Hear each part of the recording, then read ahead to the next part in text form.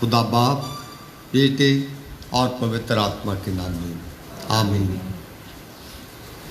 हे परमेश्वर, मेरा भरोसा तुझ पर है, मुझे कभी लज्जत होना ना पड़े। तू अपने धर्मी होने के कारण मुझे छुड़ा ले। अपना कान मेरी ओर लगाकर तुरंत मुझे छुड़ा ले, क्योंकि तू मेरे लिए चट्टान और मेरा गढ़ है। इसलिए अपने नाम के निमित्त मेरी अगुवाई कर और मुझे आगे ले चल। आइए हम सब लोग खड़े खड़े गीत गाएंगे। गीत नंबर 477। करो शुक्रो सना तुसी रब दी।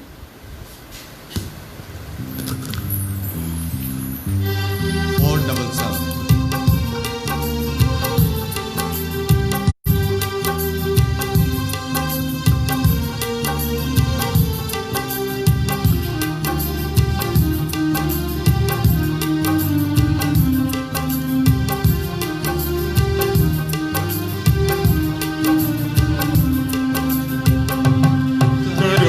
शुक्र सना तुसी रब दी, करो शुक्र सना तुसी रब दी।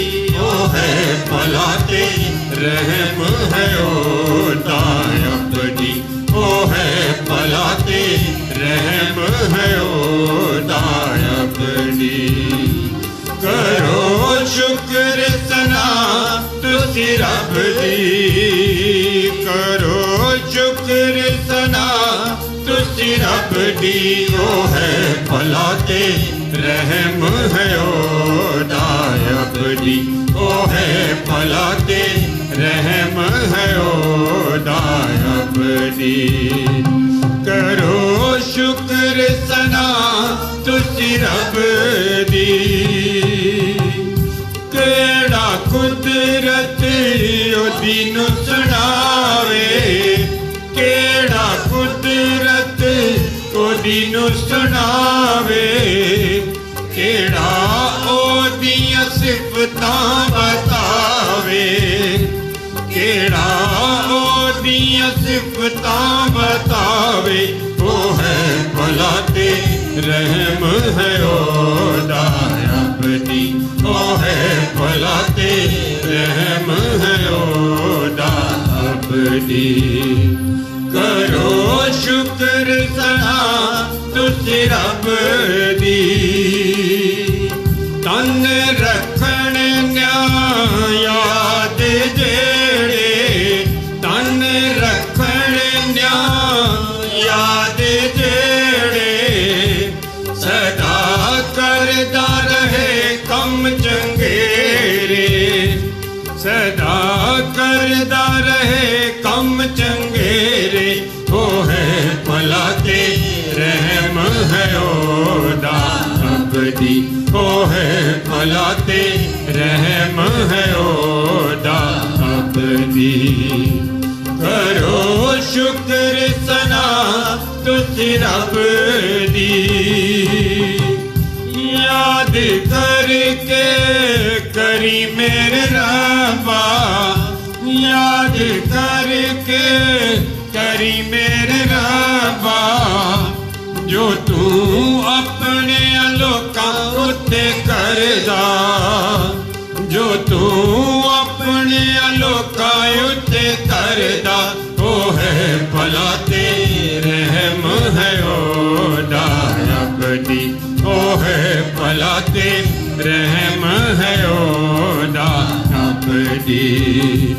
करो शुक्र सना तुसी रब दी।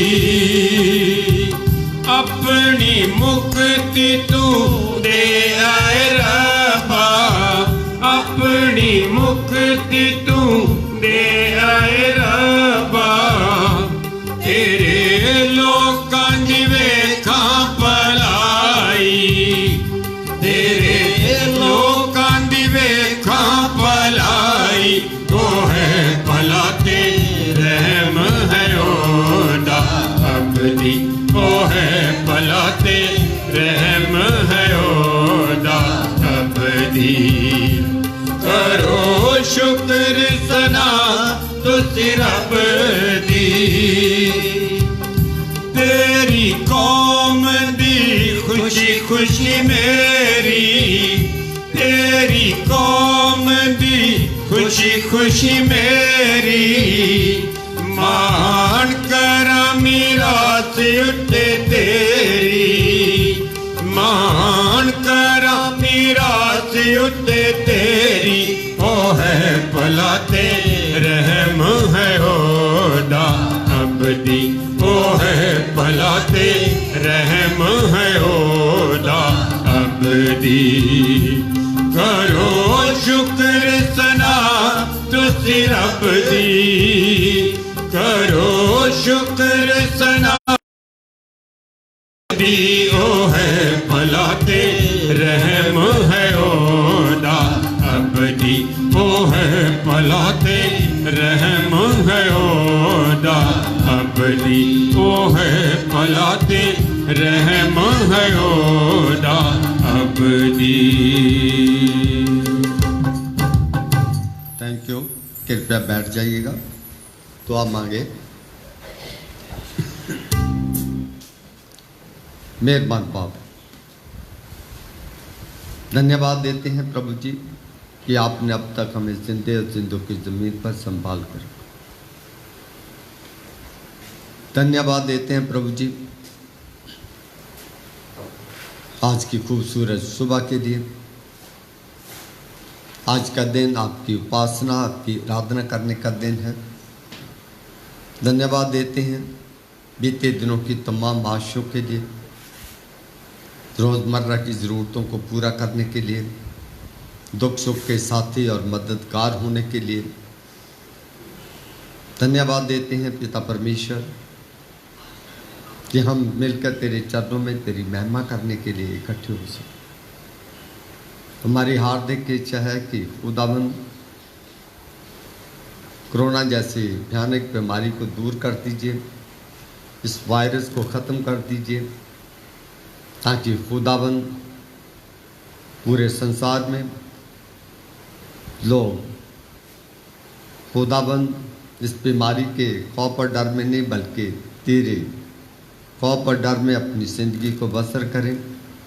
तेरे घर खोले जाएं, लोग तेरे घर में आएं और तेरे नाम को महिमा दें, तुझसे बरकतें हासिल करें, क्योंकि हर इंसान जो तुझ पे ईमान और भरोसा रखता है खुदावंद वो 6 दिन कामकाज करता है, पर तेरे वचन के अनुसार 7वें दिन तेरे भवन में जाना चाहता है कि हम अपने परमेश्वर के चरणों में जाएं, उसकी हजूरी को महसूस, उसकी दी हुई आशाओं के लिए धन्यवाद दें और जितनी चीज़ों की आवश्यकताएं हैं उन्हें अपने परमेश्वर को बताएं, क्योंकि वो हमारी ज़रूरतों को सुनता भी है, पूरा भी करता है। पिता परमेश्वर, हम अपना दुख सुख उसके साथ बांट सकें, क्योंकि वो हमारा बाप भी है, हम उसके बच्चे हैं। पिता परमेश्वर, इस समय हम पूरी कल्वी चर्च की कलीसिया को तेरे हाथों में सौंपते हैं। हम अपनी पास्टर कमेटी के लिए, विमेन फेलोशिप के लिए, संडे स्कूल के टीचर साहबान बच्चों के लिए, अपनी क्वायर के लिए और पिता परमेश्वर तेरे हसूर अपनी यूथ को भी पेश करना चाहते हैं। पिता परमेश्वर, हमारी कलीसिया में जितने भी बहन भाई लोग जो तकलीफ़ में हैं उनको तेरे हाथों में सौंपते हैं। उनके दुख उनके दर्द को खुदावंद महसूस करें और चंगा करने वाले हाथों को उनकी तरफ बढ़ाकर उसे चंगाई प्रदान करें। हम अपने इंस्टीट्यूशनों पे आपकी आशीष चाहते हैं। इन इंस्टीट्यूशनों का इंतज़ाम करने वालों के साथ हो। इस महामारी के समय में अपने इंस्टीट्यूशनों को ख़ास तौर पे जो भी हमारे सरकार की तरफ से उन्हें गाइडलाइन मिलती है उनके अनुसार चलाने की कोशिश करें। पिता परमेश्वर, हम दुनिया भर के तमाम संस्थाओं को जो आपके नाम से चलाई जाती हैं दुआओं में याद करते हैं। हॉस्पिटल्स को लिए दुआएं मांगते हैं। Doctor, nurses, paramedical, helping staff, सफाई वर्कर्स को तेरे हाथों में सौंपते हैं। पिता परमेश्वर, हम दुआ मांगते हैं अपने विश्व साहब के लिए, उनके परिवार के लिए, उनकी खुदावन जो डायसिस समस्या है उसे हल करने में मदद करें। दुआ मांगते हैं हम प्रभु जी चर्च ऑफ नॉर्थ इंडिया के लिए, चर्च ऑफ नॉर्थ इंडिया के मॉडरेटर, जनरल सेक्रेटरी, ट्रेजरर और डिप्टी मॉडरेटर के लिए दुआएं हैं प्रभु जी दुनिया भर के बीमारों, अंधों, कोड़ियों, बेसहारों, बेरोजगारों के लिए। बहुत सारे इलाकों में बाढ़ पीड़ित हैं प्रभु जी, उन बाढ़ पीड़ितों को भी दुआ में याद करते हैं, उनकी मदद करें। जिनके घर खुदावन पानी से भर गए हैं, जान माल का नुकसान हुआ है, ऐसे हालात में आप ही खुदावन उनकी तमाम भरपूरी को पूरा कर सकते हैं। जवान पीढ़ी को तेरे हाथों में सौंपते हैं। मिन्नत करते हैं प्रभु जी कि हम सबों को अपनी पवित्र आत्मा से भर दीजिए। आपका पवित्र आत्मा हमारी आज की इबादत में आपके आत्मिक भोजन को प्राप्त करें, ताकि आने वाले सप्ताह के लिए हमारी आत्मा की संतुष्टि के लिए भरपूरी का कारण बने। हम जैसे भी हैं तेरे बच्चे हैं, तेरे चरणों में हाजिर हैं। हमारी अब तक की जाने अनजाने में की गई गलती, गुस्ताखियाँ, गुनाहों को क्षमा करें। हमारे मसीह भाईचारे पे आशीष चाहते हैं। हम अपने शहर, अपने सूबे, अपने मुल्क पे आपकी आशीष चाहते हैं। पड़ोसी मुल्कों को दुआ में याद करते हैं। उन्हें देख कि हमारे मुल्क की ऐसी पॉलिसी हो जिससे खुदावन पड़ोसी मुल्कों के साथ हमारे अच्छे रिश्ते कायम हो सकें। पड़ोसी मुल्कों को ताकि वो भी हमारे मुल्क को अच्छा पड़ोसी समझे और वो भी अपने रिश्ते दुरुस्त करने की कोशिश करें, क्योंकि पड़ोसी के काम भी आता है। पड़ोसी एक दूसरे का मददगार और सहायक भी होता है। पिता परमेश्वर, इस समय खास तौर पे चाइना और हिंदुस्तान के बीच में जो टेंशन खड़ी है उसको दूर करने के लिए तेरे हसूर दुआएं मांगते हैं। पिता परमेश्वर, जितने हमारे जान पहचान वाले बीमार हैं, खुदावन पादरी राजकमल की वाइफ के लिए जिनका गुज़िर दिनों में ऑपरेशन हुआ है, तेरा शुक्र करते हैं, तेरा धन्यवाद देते हैं। उनके ऑपरेशन को आपने कामयाब किया। खुदावन तंदुरुस्ती दी है। जो बाकी कमी जो जिस्म में पाई जाती है, खुदावन उसे जल्दी से जल्दी स्वस्थ करे। तलविंदर के लिए दुआ मांगते हैं। खुदावन तेरा बंदा चंगा भला हुआ, खर गया, तेरा शुक्र हो, तेरी तारीफ हो। ख़ानदान दिनों में बड़ी परेशानी की खुदावन दशा में रहा। दुआ मांगते हैं पिता परमेश्वर तेरे हजूर। बाकी भी हमारे कलीसिया के बहुत सारे लोग, कुछ बहन भाई खुदावन कोरोना वायरस की चपेट में आए हैं, हम उनकी सलामती की दुआएं भी मांगते हैं। पिता परमेश्वर, हम अपने CMC के लिए तमाम doctor, nurses, paramedical, helping staff, भाई वर्कर्स को दुआ में याद करते हैं। पिता परमेश्वर, हम दुआ में पेश करते हैं शबनम के लिए। कुछ दिनों में खुदावन ऑपरेशन के द्वारा तूने नन्हा मुन्ना बच्चा दिया। प्रभु जी, माँ और बच्चा चंगे भले हैं, तेरा शुक्र और तेरी तारीफ करते हैं। खुदावन अभिषेक को और शबनम को माँ और बाप बनने का हक दिया है, पर जब माँ बाप बनते हैं तो एक जिम्मेदारी भी बनती है और जिम्मेदारी का भी एहसास दिला। और जो नन्हा मुन्ना बच्चा आया प्रभु जी, उसकी तंदुरुस्ती, लंबी उम्र की दुआएं मांगते हैं। खुदावन दुआ मांगते हैं शबनम के लिए, उसके जो भी जिस्मानी कमी कमजोरी तकलीफ़ है तो हमसे बेहतर जानता है। खुदावन हिम्मत और ताकत के साथ साथ अपने चंगा करने वाले हाथों को बढ़ा, उसे तंदुरुस्ती प्रदान कर, जल्दी से जल्दी स्वस्थ होकर अपने बच्चे को संभाल पाएँ। हमारी और भी बहुत सारी बहनें और बेटियां हैं जो खुदावन ऐसी हालत में। पिता परमेश्वर, हम दुआ मांगते हैं जवान पीढ़ी के लिए जो गुमराह हो चुके हैं, उन्हें सही रास्ते पे ला। हम अपनी कलीसिया की बेहतरी के लिए दुआ मांगते हैं। ख़ास तौर पे हमारी कलीसिया में जो मन मुटाव है उसे दूर करने की कोशिश करें। बरसात के मौसम में बरसात से और बरसात की बुरी बीमारियों से हमें बचाकर संभाल कर रखें। पिता परमेश्वर, हम एक बार फिर से अपने आप को तेरे हाथों में सौंपते हैं। आज की इबादत के लिए हमें तैयारी दे, यीशु के नाम से मांगते हैं, आमीन। आइए हम पहला पाठ सुनते हैं। निर्गमन नाम की पुस्तक 32वां अध्याय, उसकी पहली 14 आयतें आपके सामने पढ़ी जाएंगी। निर्गमन नाम की पुस्तक 32वां पाठ, पहली आयत से लेकर 14 आयत तक। खुदा के कलाम निर्गमन उसका 32 बाब 1 आयत से 14 आयत तक। कलाम में यूँ लिखा है, जब लोगों ने देखा कि मूसा को पर्वत से उतरने में विलंब हो रहा है, तब वह हारून के पास इकट्ठे होकर कहने लगे, अब हमारे लिए देवता बना जो हमारे आगे आगे चले, क्योंकि उस पुरुष मूसा को जो हमें मिस्र देश से निकाल ले आया है हम नहीं जानते कि क्या हुआ। हारून ने उससे कहा, तुम्हारी स्त्रियों और बेटे बेटियों के कानों में सोने की जो बालियां हैं उन्हें उतारो और मेरे पास ले आओ।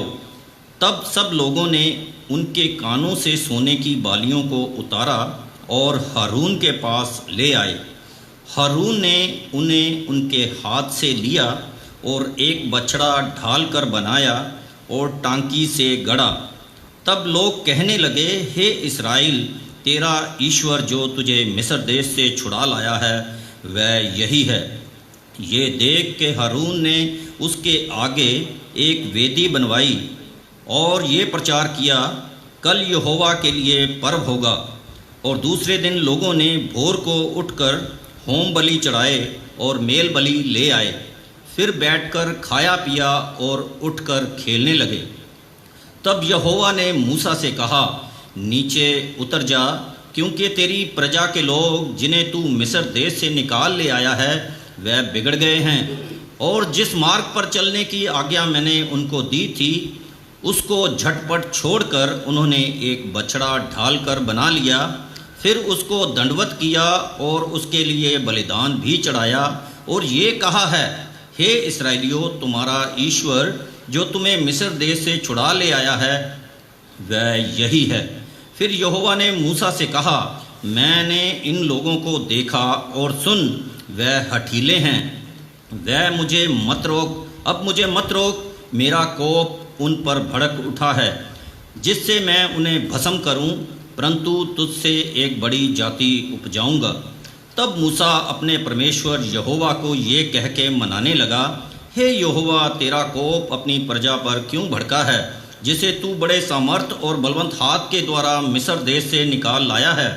मिस्री लोग ये क्यों कहने पाएं, वह उनके बुरे अभिप्राय से अर्थात पहाड़ों में घात करके धरती पर से मिटा डालने की मनसा से निकाल ले गया। तू अपने भड़के हुए कोप को शांत कर और अपनी प्रजा को ऐसी हानि पहुँचाने से फिर जा। अपने दास अब्राहम, इसहाक और यकूब को स्मरण कर, जिनसे ही शपथ खाकर ये कहा था, मैं तुम्हारे वंश को आकाश के तारों के तुल्य बहुत करूँगा, और ये सारा देश जिसकी मैंने चर्चा की है तुम्हारे वंश को दूंगा कि वह उसके अधिकारी सदैव बने रहें। तब यहोवा अपनी प्रजा की हानि करने से जो उसने कहा था पछताया। ये परमेश्वर का पवित्र वचन है। इसके पढ़े और सुने जाने पर हम सबको आशीष मिले। आमीन। थैंक यू भाई। आइए हम एक और पाठ सुनते हैं। भजन संहिता नंबर 106, उसकी पहली 23 आयतें आपके सामने पढ़ी जाएंगी। जबूर 106 1 पद से लेकर 23वें पद तक, साम 106 वर्स 1 to 23।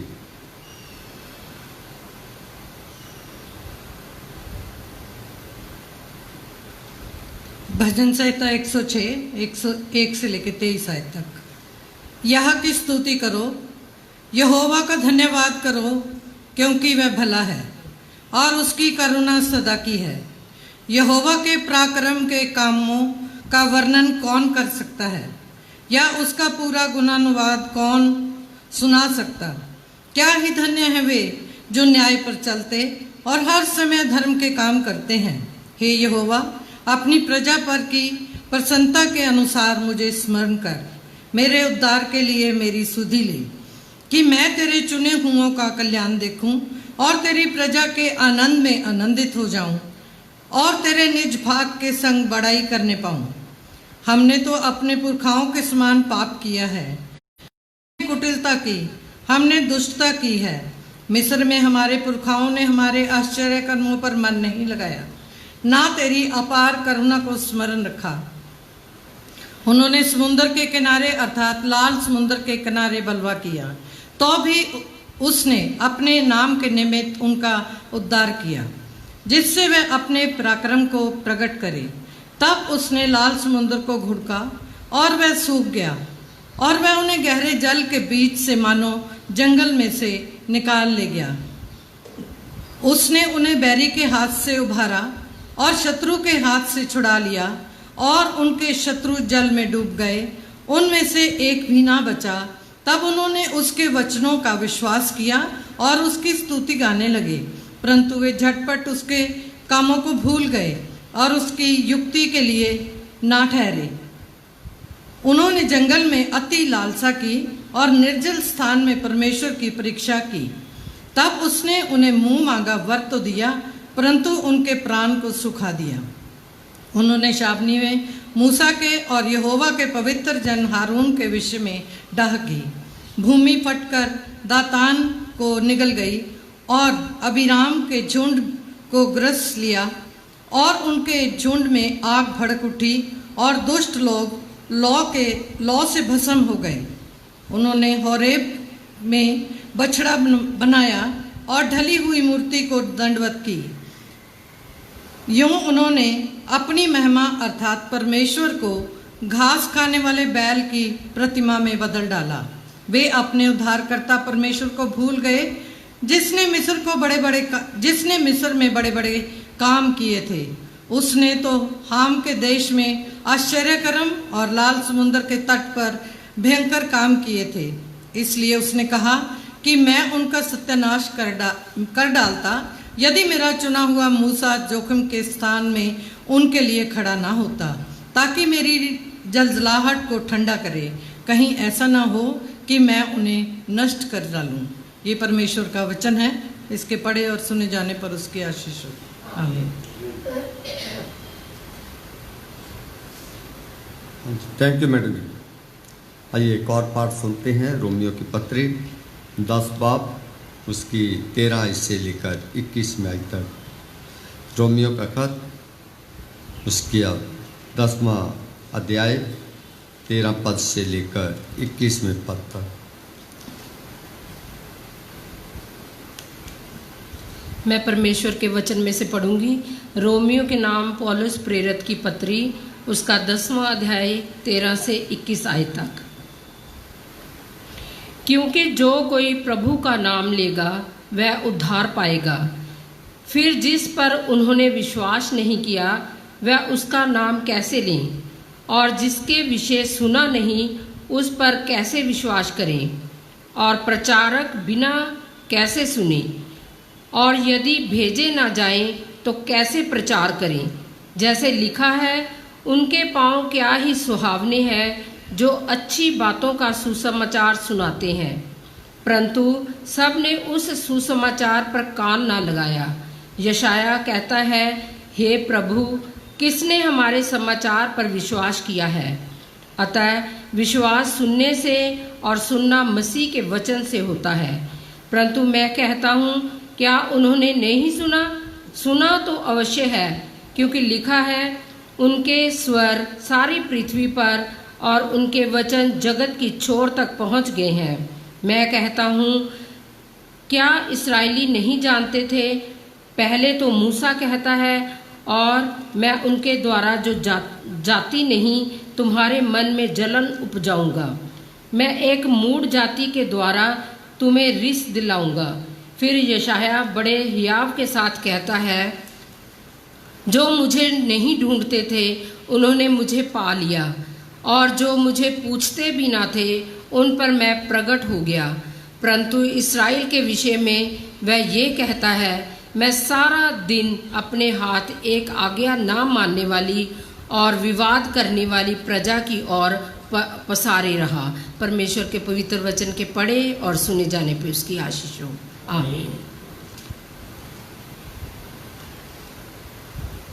Thank you. आइए हम सब लोग खड़े होकर एक और गीत गाते हैं, गीत नंबर 579, सारी सृष्टि के मालिक तुम्हीं हो।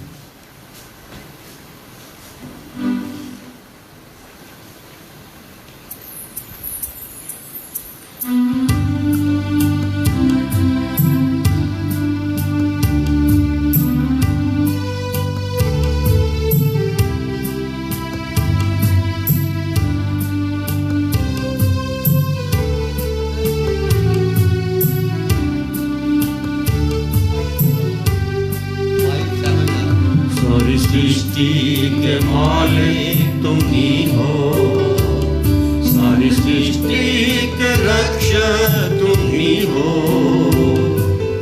करते हैं तुझको सादर प्रणाम, गाते हैं तेरे गुणगान। सारी सृष्टि के मालिक तुम ही हो, सारी सृष्टि के रक्षक तुम ही हो। करते हैं तुझको सादर प्रणाम, गाते हैं तेरे गुणगान। हालेलुया, हालेलुया, हालेलुया,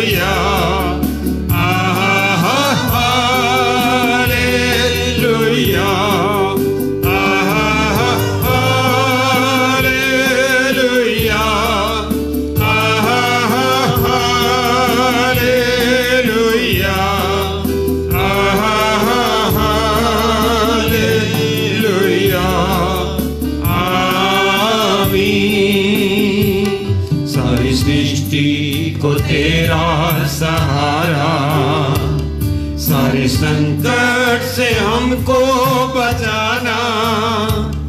तेरे हाथों में जीवन हमारा है, अपनी राह पर हमको चलाना। सारी सृष्टि को तेरा सहारा, सारे संकट से हमको बचाना। तेरे हाथों में जीवन हमारा है, अपनी राह पर हमको चलाना। Hallelujah, hallelujah, hallelujah, hallelujah, hallelujah,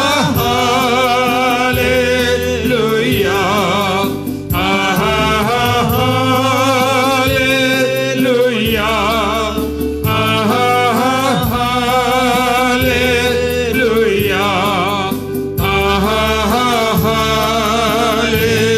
hallelujah. आमीन। हम हैं तेरे हाथों की रचना, हम पर रहे तेरी करुणा। तन मन धन हमारा तेरा है, इन शैतान को छूने न देना। हम हैं तेरे हाथों की रचना, हम पर रहे तेरी करुणा। तन मन धन हमारा तेरा है, इन शैतान को छूने न देना। हालेलुया, हालेलुया,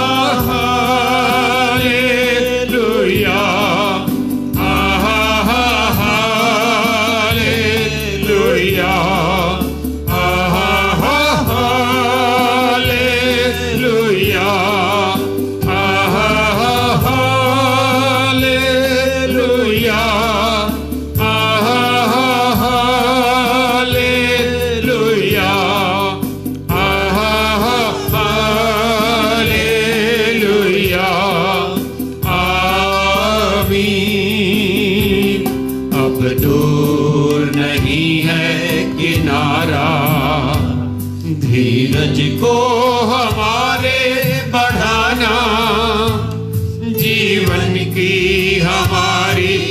नैया को भवसागर में खोने न देना।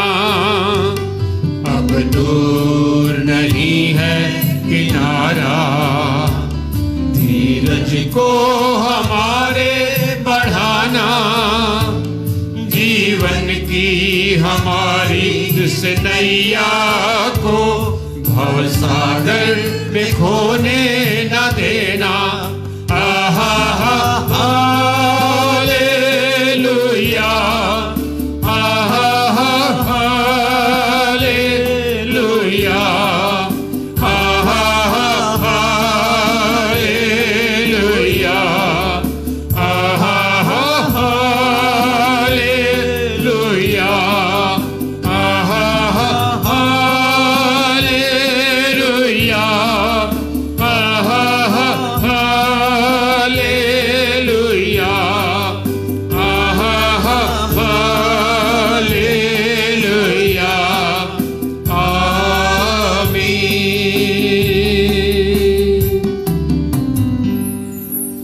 आइए हम अंजील का हिस्सा सुनेंगे। अंजील का हिस्सा मत्ती की अंजील में से लिया गया है। उसका 11वां बाप उसकी 16 आयत से लेकर 24वीं आयत तक पढ़ा जाएगा। मत्ती रचित सुसमाचार 11वां पाठ 16 पद से लेकर 24वें पद तक। Gospel according to Saint Matthew chapter 11 verses 16 to 24।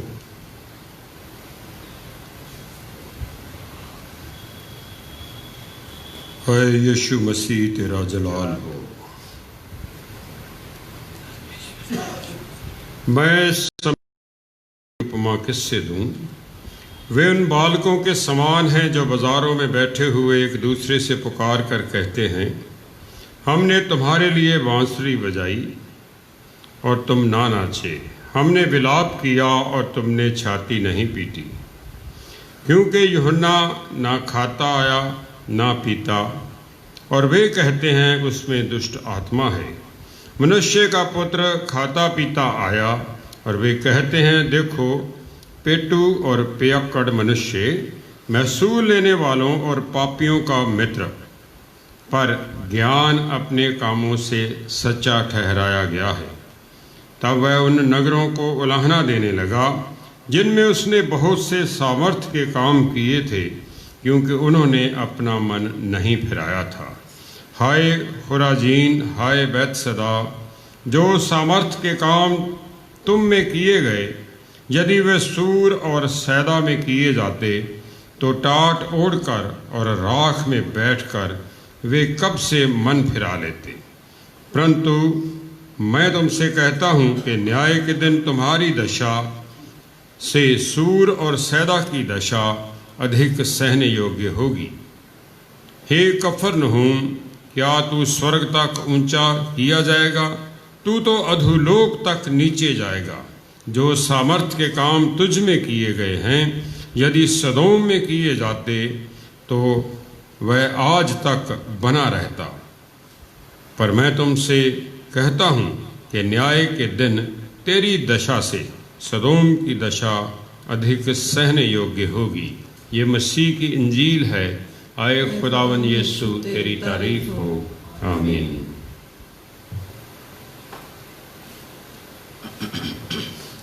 Thank you person. कृपया जमात बैठ जाए। हम आज हमारे लिए बड़े सौभाग्य है, आज हमारे बीच में शक्ति साहब मौजूद है। हम उनका स्वागत भी करते हैं। वैसे तो अच्छी बात है कि हम ज़्यादा लोग इकट्ठे हो नहीं सकते हैं, पर आज हमारे बीच में आए हैं, हम उनका स्वागत करते हैं।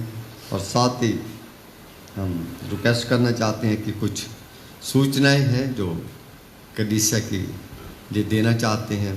मैं उनको निवेदन करूंगा कि कृपया आइए और आज की सूचनाएं पेश करें।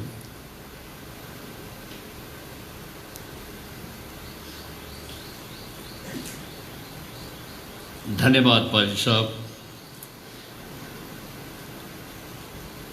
अजीज़ों, मैं आप सब लोगों का जो इस वक्त कैलवरी चर्च लुधियाना की ऑनलाइन सर्विस में हमारे साथ जुड़ गए हैं, जुड़ रहे हैं या जुड़ेंगे, मैं उनका स्वागत करता हूँ और चाहता हूँ कि खुदा आपको बड़ी आशीष और बरकत दे। अजीजों, मैं याद दिलाना चाहता हूँ प्रभु का वो वादा जो उसने हमारे साथ किया है। अगर मेरे लोग, प्रभु का वचन कहता है, अगर मेरे लोग दीन होकर मुझसे प्रार्थना करेंगे, मेरी तरफ मुड़ेंगे, अपने पापों को छोड़ेंगे, तो मैं उनके देश को चंगा कर दूंगा। I will heal their land. मैं प्रभु का धन्यवाद करता हूँ कि आज तक उसने हमें संभाल कर रखा है। हम धन्यवाद करते हैं। अजीजों, WFCS की मीटिंग हर बुधवार को चर्च में होती है, आप ज्वाइन कर सकते हैं।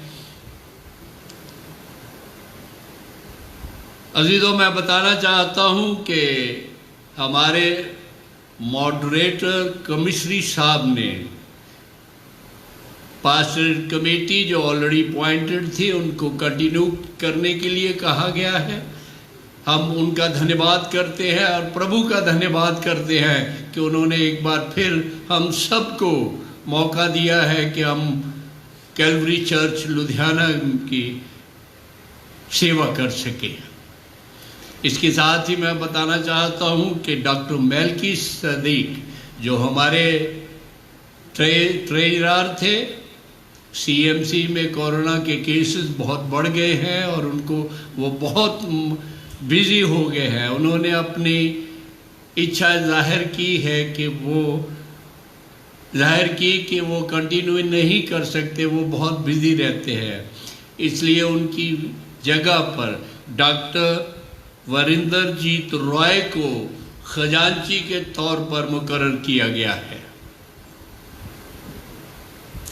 अजीजों, प्लेजेस और ऑफरिंग जमा कराने के लिए मंडे और थर्सडे को 6:30 बजे से 7:30 बजे तक हमारे ये चर्च में हमारे मिस्टर रमेश बैठेंगे। आप अपने ऑफरिंग, अपनी प्लेजेस जमा करवा सकते हैं। अजीजों, हम हर रोज़ सोचते हैं किस तरह से हम और अपनी इबादत में इजाफा कर सके, आवर्स में इजाफा कर सके, लेकिन फ़िलहाल हमें कोई रास्ता दिखाई नहीं दे रहा। लेकिन हमने वैली चैपल के जो टाइमिंग है उनको बढ़ा दिए हैं। सुबह 5 बजे से लेकर 6 बजे तक चैपल खुला रहेगा। आप आ सकते हैं, दुआ कर सकते हैं और सुबह 7 बजे से 8:30 बजे तक फिर ये चैपल खुलेगा। आप आइए और शाम को 5 बजे से 7 बजे तक वैली चैपल में आप आकर प्रार्थना कर सकते हैं। अजीजों, कुछ हमने फैसले किए हैं मेंबरशिप के लिए चर्च में। अजीजों, ड्यूल मेंबरशिप जो है एक्सेप्ट नहीं की जाएगी। आप फैसला कीजिए आपने किसकी मेंबरशिप लेनी है, आप इसका फैसला खुद कीजिएगा। और जो एडवांस प्लेजेस दे देते हैं साल 2 साल के, मेरे अजीजों, पास्टरेट कमेटी की मीटिंग में हमने ये डिसाइड किया है कि सिर्फ 3 महीने का एडवांस प्लेजेस जमा करवा सकते हैं, क्योंकि इसमें कुछ दिक्कतें आ रही थी, इसलिए हमने ये फैसला लिया है। न्यू मेंबरशिप और रिन्यूअल मेंबरशिप 500 रुपया इसकी चार्जेस होंगे और जो डिसकंटिन्यूड मेंबरशिप है उसको नंबर दिया जाएगा। और जिन्होंने 2 साल तक अजीजों, जिन्होंने 2 साल तक अपने हदिये नहीं दिए, उनका ऑटोमेटिकली मेंबरशिप कैंसिल हो जाएगी। मेरे अजीजों, ये कुछ चर्च के फंक्शन के लिए, बेहतरी के लिए हमने कुछ चीज़ें डिसाइड की हैं और मैं चाहता हूं कि आप सब इससे वाकिफ हो जाएं। बड़ी खुशी के साथ मुझे बताना पड़ रहा है कि जो फादर थे चर्च के और ख़ानदान के, खुदा ने बड़ी बरकत दी है, वो अब ग्रैंडफादर बन गए। कल पादरी रामलाल और मिसेस रामलाल, उनके ख़ानदान में प्रभु ने एक छोटा बेटा बख्श दिया है। बाद देते हैं बच्चे के पेरेंट्स को, ताऊ को, ताई को और दादा दादी को। तमाम बरकतें खुदा की तरफ से मिलती है, नूरों के बाप की तरफ से मिलती हैं।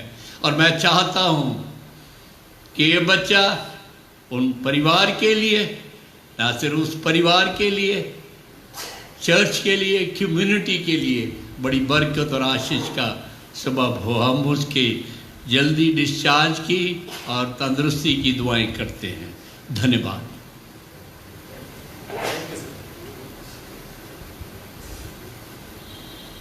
धन्यवाद सेक्रेटरी साहब जी।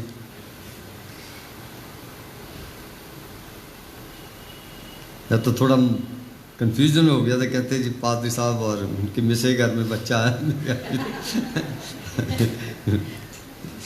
बात भी क्लियर हो गया है, ग्रांड सन आया। चलिए, खुदा आइए दुआ में जाएंगे। दुआ में भाई राजेंद्र साहब आप रहनुमाई करें।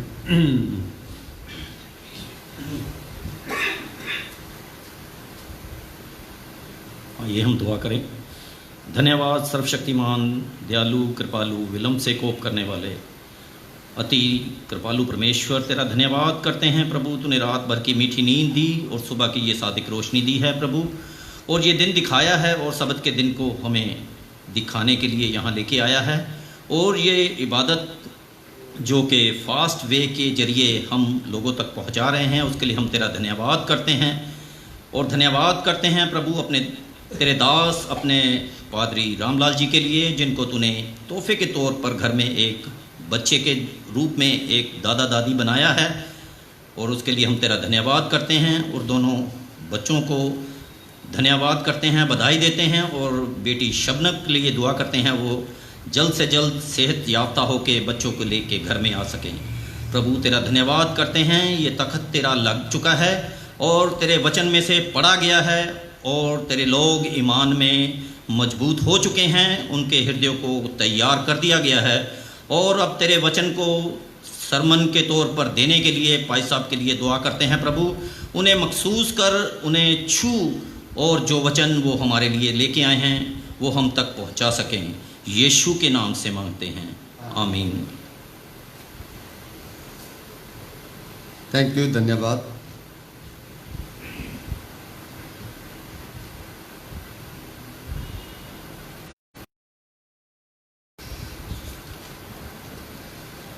मेरे बहन भाइयों,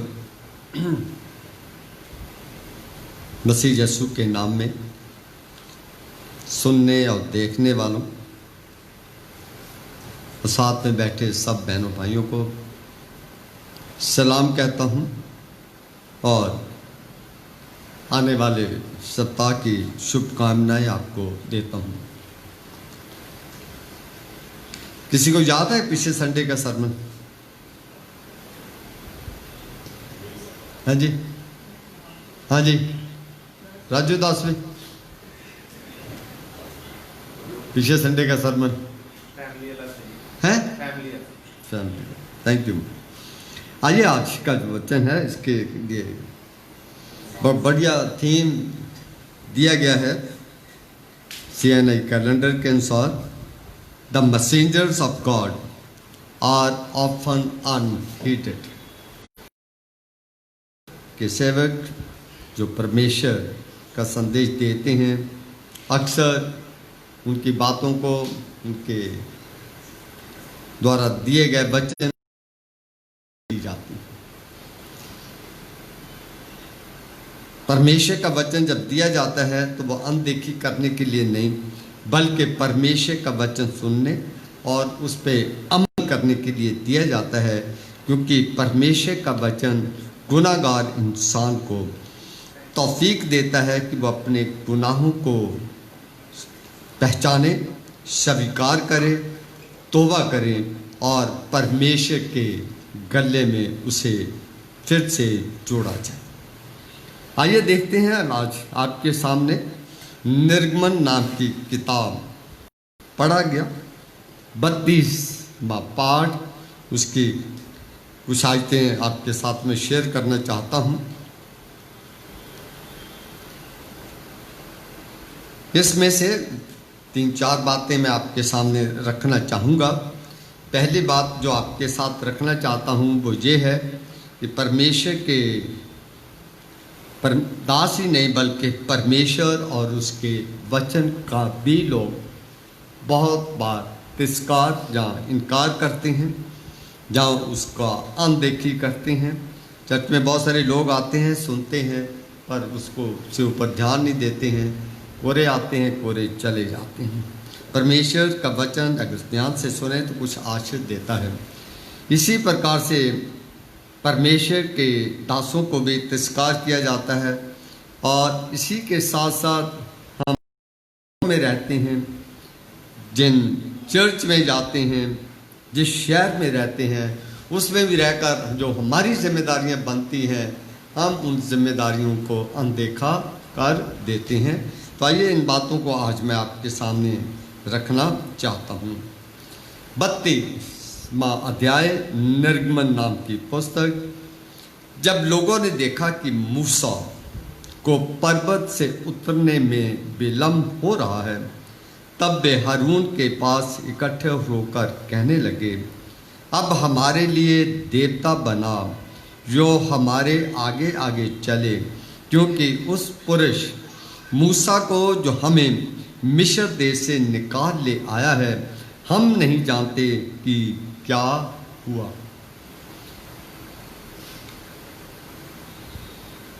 ये वो लोग हैं जिन्होंने परमेश्वर को बड़ी नज़दीकी से देखा। ये वो लोग हैं जो परमेश्वर इन्हें बहुत बड़ी जहलत भरी जिंदगी से छुड़ा के ले गया। ये वो लोग थे जिन्होंने लाल समुद्र को 2 हिस्सों में परमेश्वर की आशीष के द्वारा 2 हिस्सों में किया गया और उसमें से परमेश्वर उन्हें निकाल के ले गया। ये वे लोग थे जिन्होंने जंगल में मन्ना और क्या खाया था? मन्ना और बटेर। इनको परमेश्वर ने 40 साल फ्री में दी। ये वो लोग थे जिनकी परमेश्वर रास्ते में आने वाले राजाओं से भी रक्षा की। जंगल में रहते हुए इनकी पानी जैसी भी जरूरतों को पूरा किया। पर आज हम देखते हैं कि ये बातें तमाम जो उनके सामने हुए, ये मूसा की रहनुमाई में वो सब कुछ करता है। मूसा उन्हें 430 साल की गुलामी से छुड़ा के लाया। मूसा ने लाल समुद्र को पार किया था। मूसा ही उनका अगवा बना था। मूसा ही उन्हें हर काम में उनकी अगवाई और रहनुमाई करता था।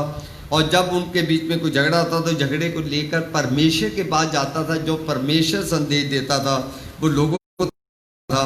यानी मूसा एक ऐसा मीडिएटर था जो परमेश्वर को एक दूसरे से जोड़े रखा और परमेश्वर की बातें इस्राएली लोगों को बताते थे।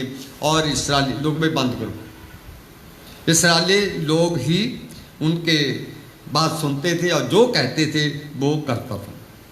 इसका अर्थ यह कि परमेश्वर का सेवक उन्हें परमेश्वर के साथ जुड़े हुए था। पर जब तक वो परमेश्वर के वचन सुनते थे, परमेश्वर उनका जवाब, उनका रिस्पॉन्स देता था। पर यही लोग हैं जिन्होंने इतना कुछ परमेश्वर में होते हुए देखने के बावजूद जब वो 40 दिन परमेश्वर के पास गया और वहां से उसको आने में लिखा हुआ देर हो गई, तो वो लोग झट से बदल, वो भूल गए परमेश्वर की शक्ति को भी, परमेश्वर की आशाओं को भी, और परमेश्वर के सेवक को कि उसने हमारे साथ क्या क्या किया।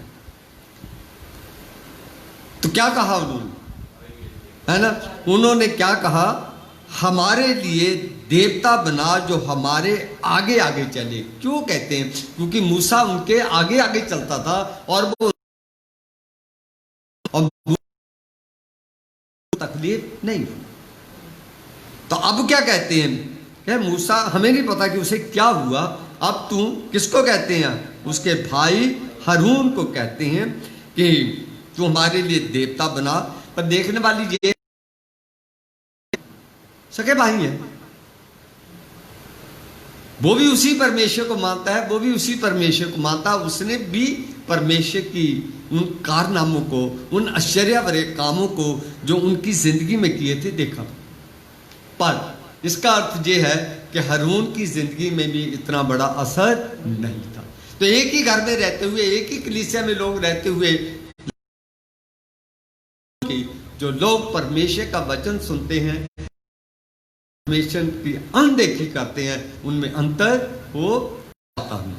तो इसमें इसीलिए मूसा परमेश्वर का चुना हुआ था, परमेश्वर में जुड़ा हुआ था, इसलिए वो परमेश्वर से कभी जुदा नहीं हुआ। उससे कभी भी अनदेखी परमेश्वर ने नहीं किया और ना ही उसने कभी परमेश्वर की अनदेखी की। हारून भी परमेश्वर का ही सेवक था, लेकिन परमेश्वर ने हारून को भी चुना था मूसा की मदद करने के लिए।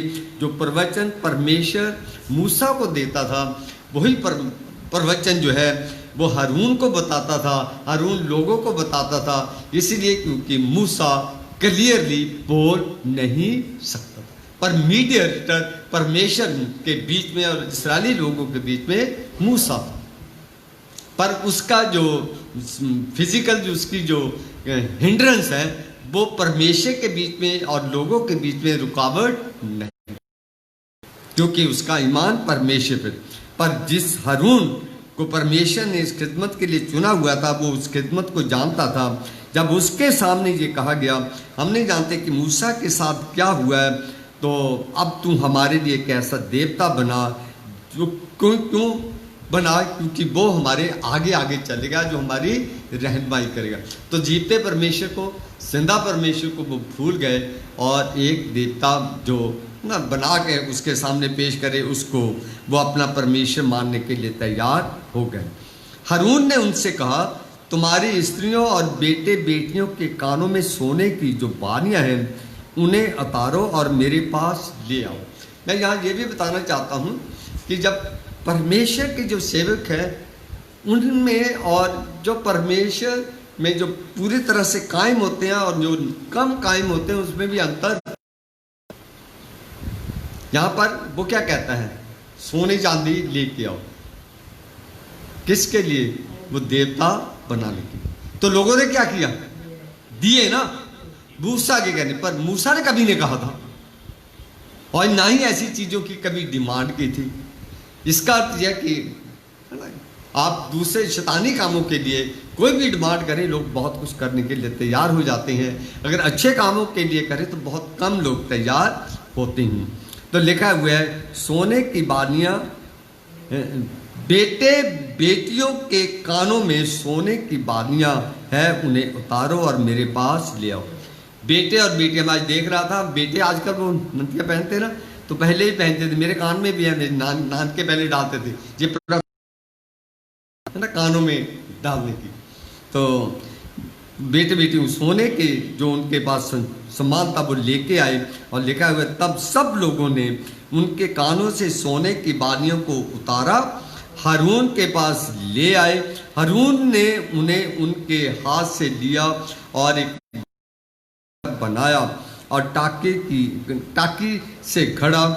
तब लोग कहने लगे, हे इस्राएल, तेरा ईश्वर जो तुझे मिस्र देश से छुड़ा लाया यही है।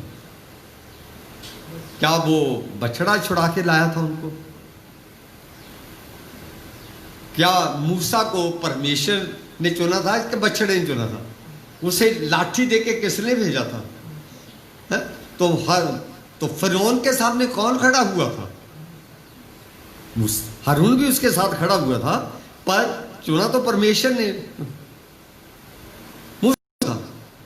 पर लाल समुंदर के 2 हिस्से भी किसने किए थे? मूसा।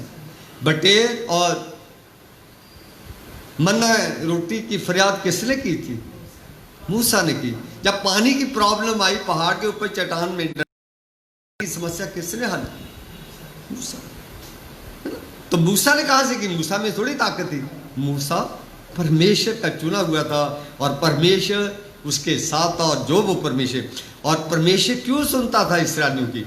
परमेश्वर इस्राएलियों से प्यार, और जिनसे परमेश्वर प्यार करता है उनकी हर एक जरूरत को पूरा करने का ध्यान भी वो रखता है। अगर वो गुलामी में थे तो उसे पता था मेरे लोग गुलामी में है, तो छुड़ा के लाया। जंगल में जिन जिन चीज़ों की आवश्यकता थी उसने उसे पूरा करने की कोशिश की। पर वो लोग, उन्होंने क्या किया? मूसा उनको ये बताता है, मूसा उनके साथ करता गया, पर मूसा को एक तरफ अनदेखा करने के साथ साथ उन्होंने उस परमेश्वर की भी अनदेखी कर दी जो उसे छुड़ा के लेके आया था। हमने हिंदुस्तान की आज़ादी की कहानियाँ बहुत पढ़ी हैं कि इसको आज़ाद करने के लिए बहुत खून, परमेश्वर ने मूसा की रहनुमाई में इस्राएलियों को जब मिस्र की गुलामी से आज़ाद किया, भी आदमी की कुर्बानी का जिक्र नहीं। इतनी बड़ी आशीष परमेश्वर ने, लेकिन उन्होंने उस परमेश्वर की अनदेखी कर दी। आज हम भी जब हमारी जरूरत होती है पादी ढूंढ लेते हैं, जब नहीं होती है तो हम, जब दुख मुसीबत होती है दुआ के लिए पादी साहब को साथ लेंगे, पास क्वायर को भी बुला लेंगे, है नहीं, मीटिंग भी रख लेंगे। जब कोई नहीं होती अनदेखी करते हैं। परमेश्वर आज के वचन के अनुसार परमेश्वर कहता है परमेश्वर को भी अनदेखी अच्छी नहीं लगती है। आप और मैं समाज में रहते हुए जब कोई आदमी सामने से आता है, उसको कोई जरूरी कोई बंदा आगे आपका बातचीत करने लग जाए और आपका और मेरा उससे बड़ा मेल मित्र हो, तो जब वो आपकी तरफ छोड़कर उसकी तरफ चल जाए तो हम क्या कहते हैं? इसलिए हमारे साथ अनदेखी, देखो यार आज पहचानता ही नहीं है। तो परमेश्वर जो उनके ऊपर इतने उपकार किए हुए, उन्होंने क्या कहा? हे इस्राएल, तेरा ईश्वर जो तुझे मिस्र देश से छुड़ा लाया है ये यही। मुझे आज बहुत दुख की बात मैं कहना चाहता हूँ, इस चर्च से इतनी बरकतें जो आज हमारे आस पड़ोस में लोग रहते हैं मिली हैं। कोई चर्च आज तक किसी को जमीन नहीं देता, कोई चर्च आज तक किसी बच्चे को डॉक्टर नहीं बनाता, नर्सें नहीं बनाता। उस समय बनाए गए जब हमारी कौम की कोई अहमियत ही नहीं थी। हमारे इतनी हैसियत, हमारे बहुत सारे परिवारों की माली हालत इतनी बुरी थी, कोई डॉक्टर बना नहीं सकता था। आज बहुत सारे लोग, वही लोग आज इस चर्च को अनदेखी करते हैं। आज वही लोग इसी चर्च, मैंने आज खुद मैसेज के लिए भी चिट्ठियां दी जो बाहर गए, आज वो लोग अनदेखी करते हैं। पर ये नहीं कहता मैं कुछ लोगों की बात है, बहुत सारे लोग परमेश्वर से जुड़े हुए भी हैं। जैसे इसमें से हारून नहीं जुड़ा हुआ था, मूसा जुड़ा हुआ था। मूसा की वजह से वो उसकी कौम बच गई, पर हारून की वजह से नहीं बची। इसी प्रकार से कुछ लोग जो जुड़े रहते हैं उसकी वजह से कौम बची रहती है। जो लोग चर्च के साथ जुड़े रहते हैं उससे चर्च भी बचा रहता है, जमात भी बची रहती है।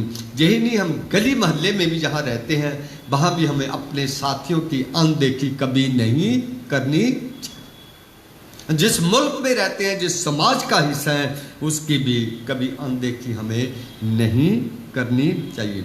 ये देख के हारून ने उसके आगे एक बेदी बनवाई और ये प्रचार किया, कल यहोवा के लिए पर्व होगा। क्या प्रचार कर रहा हूं? गलत प्रचार कर रहे ना। और दूसरे दिन लोगों ने भोर को उठकर होम बलि चढ़ाए, मेल बलि ले आए, फिर बैठकर खाया पिया और लिखा है उठकर खेलने लगे, मौज मस्ती मारने लगे। वो मौज मस्ती मारने का तौफीक किसने दी? इतनी आज़ादी किसने दी? ऊपर वाले ने दी ना। उसको भूल गए, अगर अंगड़े लंगड़े कर देता, अगर बीमार ठमार कर देता, तो कहाँ पर नाचते उठते खाते था। परमेश्वर ने कहा था वहां से लेके जाओ, तुम्हारा रास्ते में काम आएगा। तुम्हें उन्होंने बहुत लूटा है, इसीलिए दिए थे ना, पर उन्होंने सोना चांदी कहाँ इस्तेमाल किया। आज हम भी बहुत सारे कई बार जिन जो लोग हमारे कलीसिया में अमीर होते हैं, या तो भी चर्च की मदद करते हैं, बहुत सारे अमीर चर्च के खिलाफ अपना पैसा भी इस्तेमाल करते हैं कि नहीं करते हैं। तब यहोवा ने मूसा से कहा नीचे उतर जा। परमेश्वर को बहुत बुरा लगा, परमेश्वर को बुरा लगा। मेरी अनदेखी की है, मेरे दास की अनदेखी की, मेरे बरकतों की अनदेखी की है जो मैंने इनके दी। मूसा से कहा नीचे उतर जा, क्योंकि तेरी प्रजा के लोग जिन्हें तू मिस्र देश से निकाल ले आया है बिगड़ गए। क्या कहता है परमेश्वर से? जिसे तू मिस्र देश से, उसको कह रहा तू निकाल के लाया, तेरे द्वारा मैं उसे निकाल के लाया था। उसने कहा कि मैं निकाल के लाया था, मेरे लिए बिगड़े। परमेश्वर तो 1 मिनट में सीधा कर देगा, है ना, पर वो कहता है तू मिस्र देश से निकाल ले आया, भी बिगड़ गए हैं। जिस मार्ग पर चलने की आज्ञा मैंने उसको झटपट छोड़कर उन्होंने एक बछड़ा ढालकर बना लिया है। फिर उसको दंडवत किया और उसके लिए बलिदान भी चढ़ाया और ये कहा है, हे इस्राएलियों, तुम्हारा ईश्वर जो तुम्हें मिस्र देश से छुड़ा ले आया है वे यही है। कितनी बातें कही परमेश्वर ने से,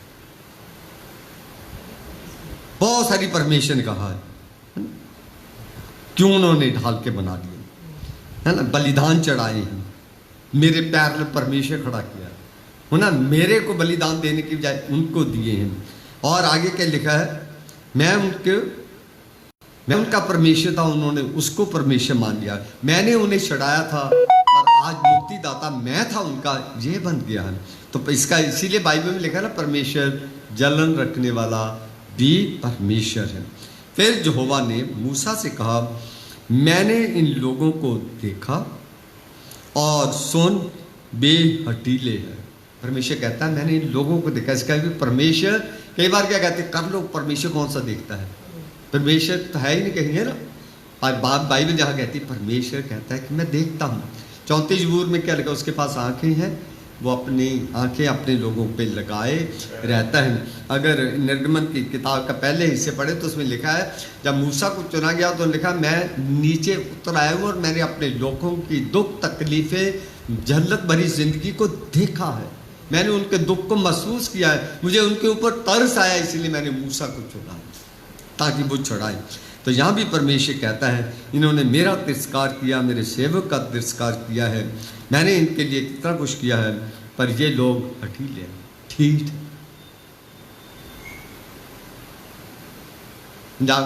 बहुत कई जगह शब्द कहता है ये लोग बेशर्म है। हठीले का मतलब ये है नहीं है, बेशर्म आदमी ही ठीक होता है ना, है नहीं। तो ये वो कहने की तरफ बड़ी कठोर शब्द परमेश्वर ने इस्तेमाल किया है। तब अब क्या कहता परमेश्वर, अब देखिए परमेश्वर क्या है, अब मुझे मत रोक, मेरा क्रोध उन पे भड़क उठा है जिससे मैं उन्हें भस्म करूं, परंतु तुझसे एक बड़ी जाति जाऊंगा। अब 3 बातें इसमें से मैं आज आपके सामने रखना, तू मुझे मत रोक। इसका अर्थ ये है परमेश्वर खुद उनको मारना नहीं चाहता था, उन्हें तकलीफ नहीं देना चाहता था। अगर उसने अपनी बागडोर अपने दास को दी है तो ये काम भी उस दास के थ्रू करना चाहता था, ताकि जब उनका नाश किया जाए तो मेरे दास की भी चर्चा हो। इसके बाद वाक्य में परमेश्वर इसके साथ था, परमेश्वर ने इसकी ताकत इसके पास। दूसरा, परमेश्वर ये भी जानता था ये मेरे से बढ़कर अपनी कौम को बहुत प्यार करता है, मेरे से बढ़कर अपनी कौम को बहुत प्यार करता है। अगर आप निर्गमन नाम की किताब पढ़े तो उसमें से एक आयत मैं आपके सामने रखना चाहता हूं, जिसमें मैं मूसा का आप लोगों के सामने प्यार रखना चाहता हूं। निर्गमन नाम की पुस्तक व्यवस्था विवरण की किताब, पहला बाब,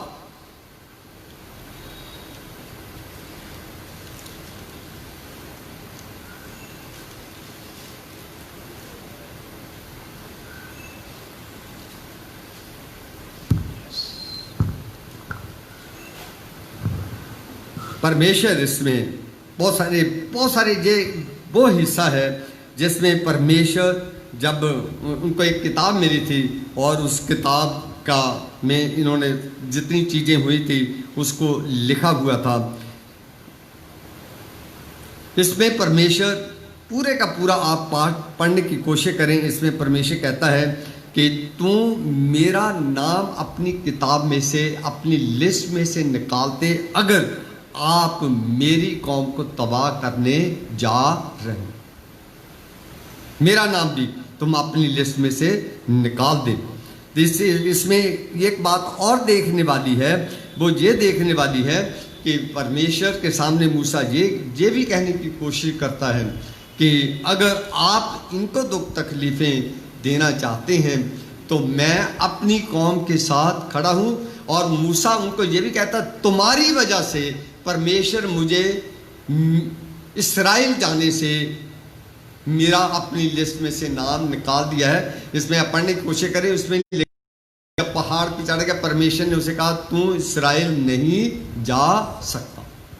तो इसीलिए क्योंकि उसने तरफदारी अपने लोगों की थी और उसने परमेश्वर के सामने ये कहा था, इनके ऊपर अपना कोप मत डाल, ये मेरे लोग हैं, इसीलिए तो अब मुझे मत रोक, मेरा कोप उन पे भड़क उठा है।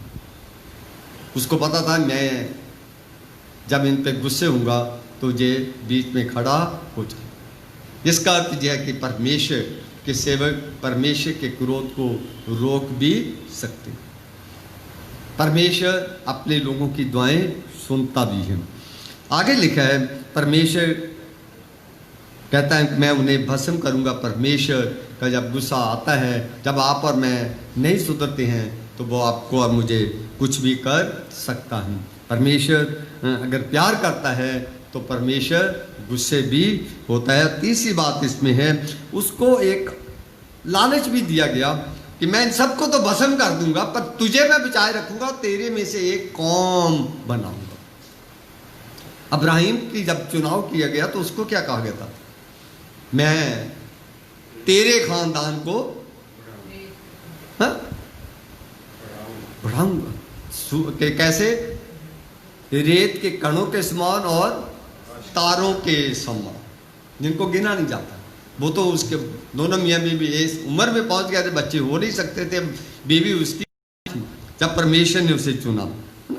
तो लेकिन उसे क्या कहा, तेरी में से एक कौम तैयार करूंगा,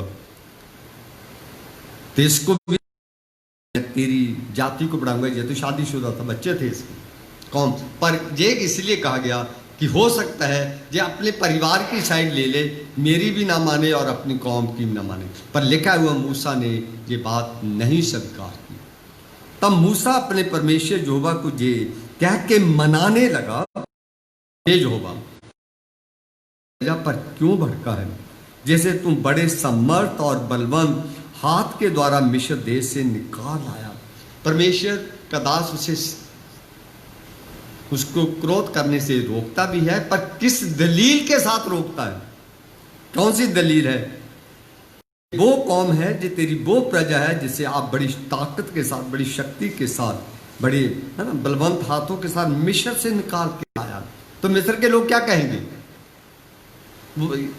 ये तो कहते थे हमारा परमेश्वर जीवता परमेश्वर, हमारे परमेश्वर ने मूसा को भेजा है, हमारा परमेश्वर अब्राहिम, इसहाक का, याकूब का परमेश्वर है। तो आगे क्या लिखता है, मिस्री लोग ये क्यों कहने पाए, वह उनको बुरे अभिप्रिय से अर्थात पहाड़ों में घात करके धरती पर से मिटा डालने की मनसा से निकाल लाया है।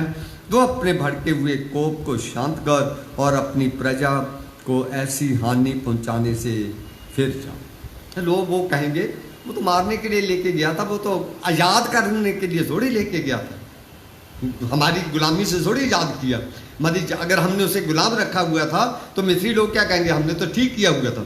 तो ये तमाम बातें परमेश्वर के साथ वो बात कहता है। तो इसका अर्थ यह कि परमेश्वर के सेवक के साथ परमेश्वर बातचीत भी करता है, उससे सलाम मशवरा भी करता है।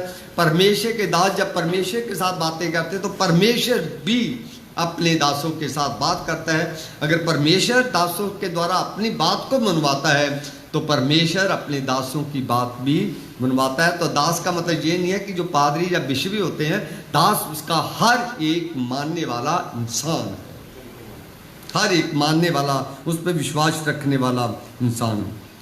अपने दास अब्राहिम, इसहाक और याकूब को स्मरण कर, जिनसे तूने अपनी ही शपथ खाकर ये कहा था, मैं तुम्हारे वंश को आकाश के तारों के लिए के तुल्य बहुत करूँगा, और यहाँ सारा देश जिसकी मैंने चर्चा की है तेरे वंश में दूंगा कि वे उसके अधिकारी सदा बने रहें।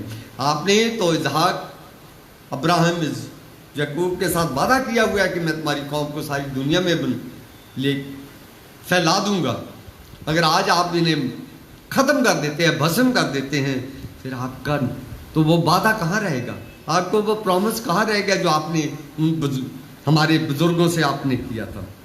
आगे के लेकर, तब यहोवा अपनी प्रजा की हानि करने से जो उसने कहा था पछताया। तो जब आप और मैं भी कई बार क्या कहते हैं परमेश्वर के सामने, क्या कहते हैं, कभी कभी दावा करते हैं ना, हम तो तेरे चुने हुए लोग हैं, हम तुझ पे ईमान और भरोसा रखते हैं, हम तेरे घर में चंदा देते हैं, परमेश्वर को जताते हैं ना। मूसा ने भी यही कहा। इसका मतलब यह कि परमेश्वर आपकी मेरी आवाज सुनता है, दिल की आवाज को भी सुनता है, आपके मेरे दिल की भड़ास को भी जानता है, आपकी मेरी मिन्नतें जो आप और मैं उसके सामने लेकर आते हैं उनको भी वो जानता है। अगर भजन संहिता निकाले इसमें, दाऊद बादशाह क्या करना चाहता, बड़ी ना देर के बाद, ये दाऊद बादशाह बॉडी काफ़ी लंबे अरसे के बाद आता है। 7वीं आयत में लिखा है, मिस्र में हमारे पुरखों ने तेरे आश्चर्य कर्मों पे मन नहीं लगाया। मूसा भी क्या कर रहा है, मूसा तो बहुत देर के बाद आया ना इसके, दाऊद बादशाह मूसा के बहुत देर के बाद आया, पर दाऊद को इस बात का ज्ञान है। कौन सा ज्ञान है? मिस्र में हमारे पुरखों ने तेरे आश्चर्य कर्मों पे मन नहीं लगाया और ना तेरी अपार करुणा को स्मरण रखा। आज हम प्रभु यीशु की बड़ी जय जयकार तो बहुत करते हैं, बहुत हालेलुया बोलते हैं, बहुत कुछ प्रेज द लॉर्ड बोलते हैं, पर उसके किए हुए उपकारों को भी जानते हैं। जो वो कहता है उसको करने के अनुसार करते हैं, क्योंकि हालेलुया या प्रेज द लॉर्ड कहना बहुत आसान है, पर उसके वचन के अनुसार चलना बड़ा मुश्किल है, बहुत मुश्किल है। लिखा उन्होंने समुद्र के किनारे अर्थात लाल समुद्र के किनारे बलवा किया, ताकि तिरस्कार किया था। सबसे पहले उन्होंने जो सबसे बड़ा मोर्चा किया था जब पानी के करीब आ गए थे, लाल समुद्र के पास। हम तो वहीं कहते मर जाते तो अच्छा था, कहाँ मारने के लिए। तो भी उसने अपने नाम के निमित्त उनका उद्धार, अपने पराक्रम को प्रकट करें। तब उसने लाल समुद्र को घुड़का और वह सूख गया, और वहां उन्हें गहरे जल के बीच में मानो जल में से निकाल ले गया। उन्होंने उन्हें बैरी के हाथ से उबारा और शत्रु के हाथ से छुड़ा लिया, और उनके शत्रु जल में डूब गए, उनमें से एक भी ना बचा। अब उन्होंने उसके वचनों का विश्वास किया और उसकी स्तुति की। तो कब उन्होंने उसके वचनों पे अमल किया? जब लाल समुद्र, नहीं तो वो बात खड़े होकर पानी के बाद जब समुद्र दो हिस्सों में नहीं किया था तो मूसा को तो बहुत कोस रहे थे, परमेश्वर को भी वो कोस रहे थे, उनका कर रहे थे। तो ये मूसा कितने अरसे के बाद इसी बात को याद रखता है। आज भी वो इतने अरसे का मतलब है कि जब इतने सालों के बाद भी ही थे, इसलिए मूसा उन लोगों से क्या कहता है, तुमने देखो वहां वो भी कर रहे थे, आज तुम भी कर रहे हो। तो मैं कहूँगा आज हम भी कर रहे हैं। आज हम भी करते हैं कि नहीं करते हैं? क्यों करते हैं? पर जब हमें जरूर को मुश्किल आती है, जब वो मुश्किल हल हो जाती है, तो हमारा विश्वास दृढ़ हो जाता है। अगर मुश्किल में पड़े हुए कोई किनारा ना दिखाएं तो हमारा ईमान डगमगाता रहता है। इसी के साथ 19वें आयत में देखें, उन्होंने होरेब में बछड़ा बनाया, यही जगह था जो आज बात कर रहे थे, और ढली हुई मूरत को दंडवत की, जो उन्होंने अपनी महिमा अर्थात परमेश्वर को खास बनाने वाले बैल की प्रतिमा में से बदल डाला। परमेश्वर की महिमा किससे की? परमेश्वर की शक्ल किसके अनुसार बना दी? बछड़े की। इसका मतलब यह है कि तुमने मूसा का नहीं, मेरा तिरस्कार किया, मेरा विरोध किया, मेरी अनदेखी की है, मेरे पे विश्वास नहीं किया, पर उस बछड़े पे विश्वास आपने किया। वे अपने उद्धारकर्ता परमेश्वर को भूल गए। मूसा क्या कहता है? दाऊद बादशाह है ना, क्या कहता है? वे अपने उद्धारकर्ता परमेश्वर को भूल गए, जिसने मिस्र में बड़े बड़े काम किए थे। उसने तो हाम के वंश में आश्चर्य कर्म और लाल समुद्र के तट पर भयंकर काम किए थे। इसलिए उसने कहा कि मैं उनका सत्यानाश कर डालता, यदि मेरा चुना हुआ मूसा जोखम के स्थान में उसके लिए खड़ा ना होता। अब जोखम को कह रहा है, इसलिए जब परमेश्वर का क्रोध आएगा कौन खड़ा हो सकता है? हो सकता है जो बातचीत उससे करे वो उसको भी भस्म। पर दाऊद बादशाह कहता है, पर उसने अपनी कौम को बचाने के लिए परमेश्वर के क्रोध की ना चिंता करते हुए, क्योंकि मुझसे पता था मुझे परमेश्वर ने चुना है, पर ये मेरे लोग हैं, मुझे इसकी सेवा दी गई है, तो वो परमेश्वर के सामने खड़ा हो गया। तो लिखा है, इसीलिए उसने कहा कि मैं उनका सत्यानाश कर डालता, यदि मेरा चुना हुआ मूसा जोखम के स्थान में उसके लिए खड़ा ना होता, ताकि मेरी जल जलाट को ठंडा करें, कहीं ऐसा ना हो कि मैं उन्हें नष्ट कर दूं। तो मैं एक बात और बताना चाहता हूँ, लिखा है कि मेरी जल जलाट को ठंडा कर दूं। मतलब मूसा इसका जो उसकी बातचीत करने का तरीका था, उससे भी परमेश्वर बहुत कायल था। इसीलिए जैसे मूसा उस परमेश्वर के पास बातचीत करने के लिए जाता था, परमेश्वर का गुस्सा ठंडा हो जाता था। क्यों ऐसा होता था? क्योंकि मूसा तो थलाने वाला तो था, पर मूसा की एक बहुत बड़ी खूबी थी, वो लिखा हुआ है बाइबल में, दुनिया में आज तक सबसे हम्बल इंसान जो था वो मूसा था, और वो बड़ी नम्रता के साथ परमेश्वर के सामने गुस्से का सामना करते हुए जब खड़ा होता है तो परमेश्वर का गुस्सा खत्म हो जाता है। अगर आप और मैं परमेश्वर के पास हम्बल होकर, छोटे बनकर, दीन बनकर उसके गुस्से का सामना करते हैं, तो वो अपना गुस्सा ठंडा, उसका गुस्सा आपको मुझे नुकसान नहीं पहुँचाएगा। आइए, मैं प्रभु यीशु ने भी कुछ बातें आज इस बारे में बताने की कोशिश किया कि किस प्रकार से लोग मेरे वचन को, मेरी अंजील की अनदेखी करेंगे। हमने पढ़ा था 11 बाब, उसकी 16 आयत में लिखा था, मैं इस समय के लोगों की उपमा किससे दूं? कहते हैं कि मैं इन लोगों की तुलना किससे करूं? क्या है? वे उन लोगों के समान है, हाँ जी, जो बाजारों में बैठे हुए एक दूसरे से पुकार कर कहते हैं, हमने तुम्हारे लिए बांसुरी बजाई और तुम ना नाचे, हमने बिलाप किया और तुमने शादी ना पी। क्या समझते आप? परमेश्वर कहता है, प्रभु यीशु कह रहे हैं कि आपकी और मेरी वो तुलना किससे कर रहा है? किन लोगों से कर रहा है? जो लोग बाजार में बैठे हुए, बालक बैठे हुए, कहते उन्होंने बांसुरी बजाई, मतलब उन्होंने दुख की बात की भी की, खुशी की बात भी की, उन लोगों के ऊपर असर नहीं। जो तो बाजार में आप कुछ भी डगमगी, कुछ भी दुगदुगी बजाना शुरू करते हो, 10 लोग इकट्ठे हो जाते हैं, पर इसमें क्या लिखा हुआ है ना? बच्चे हैं, उन्होंने बांसुरी बजाई, वो किसी ने सुनी नहीं, है ना? उन्होंने नाचना शुरू किया, किसी पे असर नहीं हुआ। उन्होंने दुख की बातें, बिलाप की बातें की, छाती पीटना शुरू किया, किसी पे कोई असर नहीं। पर साथ ही प्रभु यीशु कहते हैं इन बातों का असर नहीं हुआ। पर कौन सी बातों का असर हुआ? क्योंकि यूहन्ना न खाता आया और न पीता। वे कहते हैं उसमें दुष्ट आत्मा है।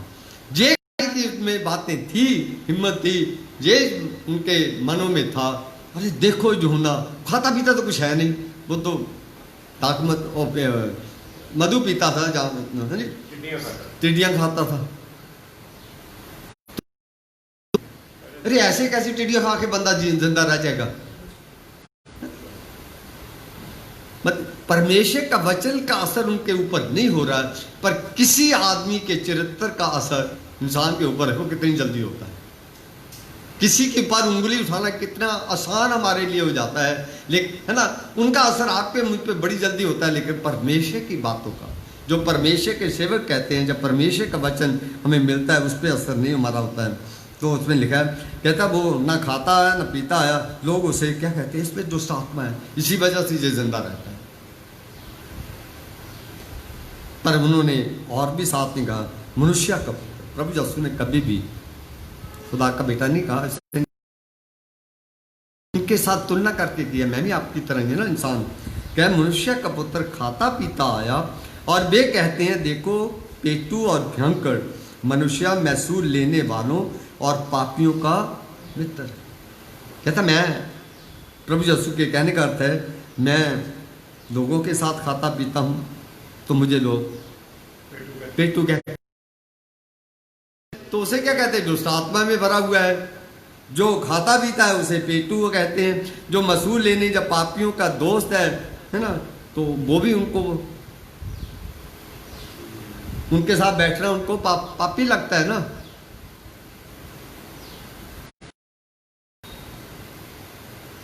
ऐसी बातों सोचने के लिए तो आपके और मेरे पास वक्त भी है, ऐसी बातों को सोचने के लिए यादगारी भी है, लेकिन परमेश्वर की बातों पे सोच विचार करना, उसे याद रखना आपके मेरे लिए नहीं है।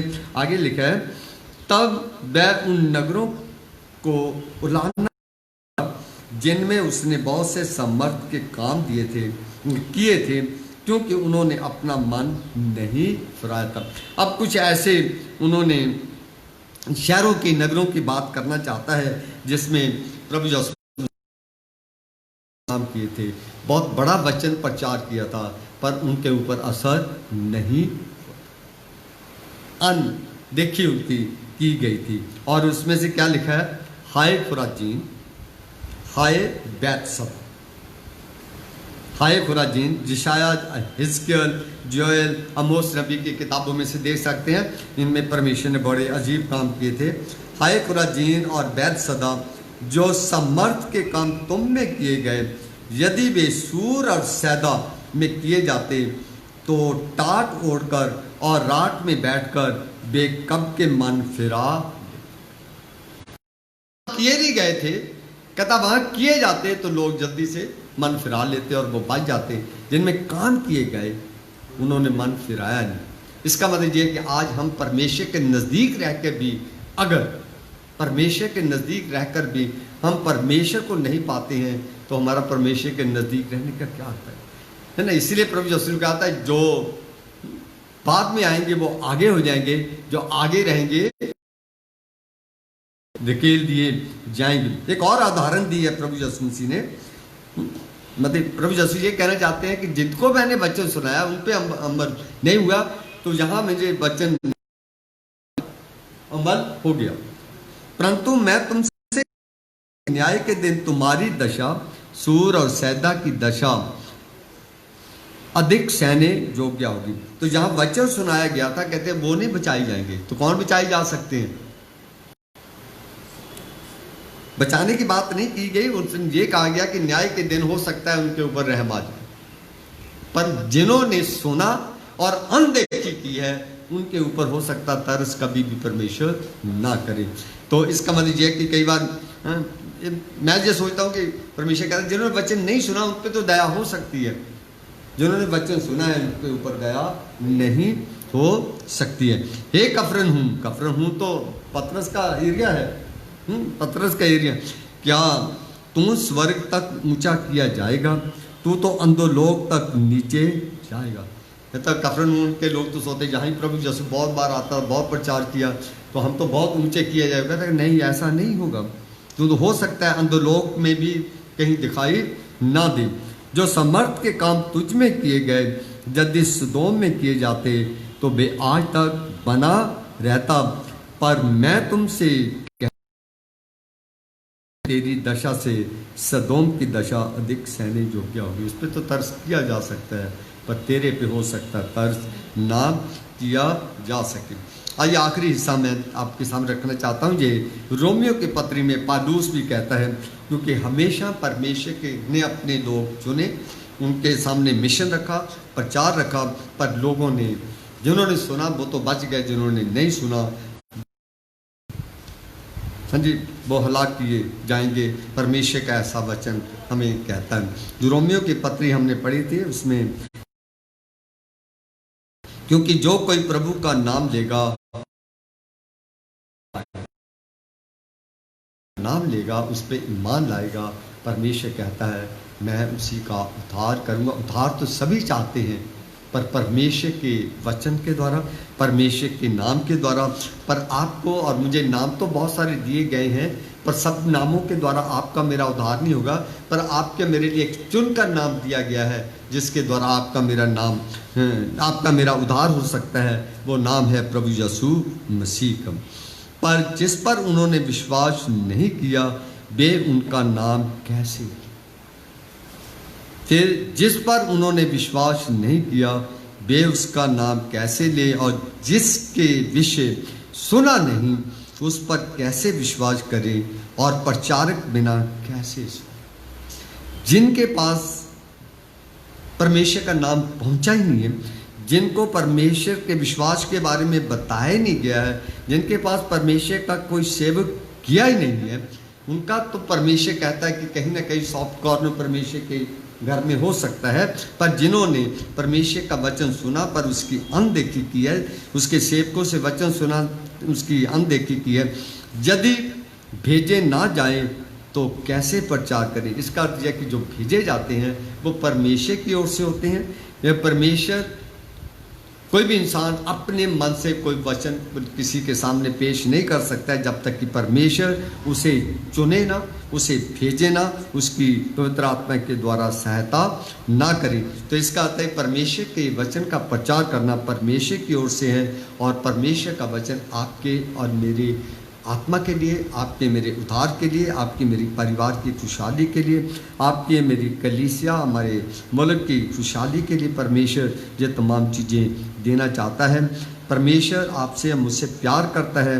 परमेश्वर नहीं चाहता है कि परमेश्वर के वचन के, उसके सेवकों की अनदेखी की जाए, क्योंकि उस करने से परमेश्वर को रिस दिलाने के बराबर हैं।